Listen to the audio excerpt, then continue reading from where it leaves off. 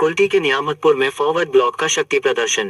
राज्य विधानसभा चुनाव की घोषणा से पहले राजनीतिक सरगर्मियां तेज हो गई हैं।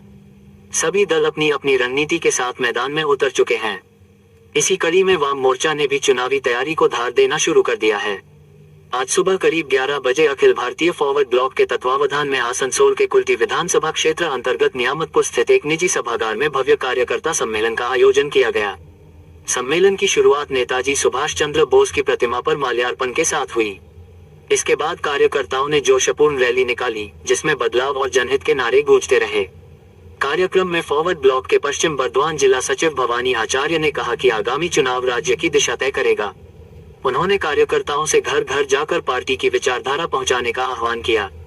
युवा लीग के पश्चिम बर्दवान जिला अध्यक्ष साहिद राजा ने युवाओं से बड़ी संख्या में जुड़ने की अपील करते हुए कहा कि बेरोजगारी, महंगाई और श्रमिकों की समस्याएं प्रमुख मुद्दे रहेंगे।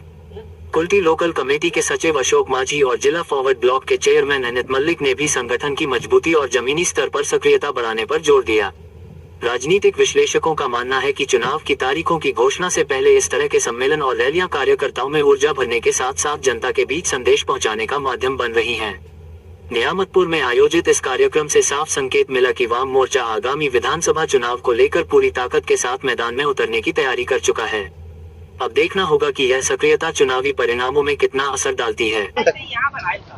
কারণটা একটাই যে আমাদের আজকে কুলটি বিধানসভার সমস্ত কর্মীরা আসবেন এবং আমাদের আজকে নেমতপুরের মাতৃভবনে কর্মী সভা আছে, পার্টি ফরওয়ার্ড ব্লকের কর্মী সভা আছে, কারণ সামনে নির্বাচন, সেই নির্বাচনকে সামনে রেখে আমাদের এই কর্মী সভা বিষয়ে হবে আলোচনা হবে যে আগামী বিধানসভা নির্বাচনে ফরওয়ার্ড ব্লক কুলটি বিধানসভা কেন্দ্রে লড়বে এবং সেখানে এখন থেকে প্রস্তুতি যদি না নেওয়া হয়, নির্বাচন কমিশন কখন নির্ঘটন করবে তার তো আমাদের এখনো জানা নেই।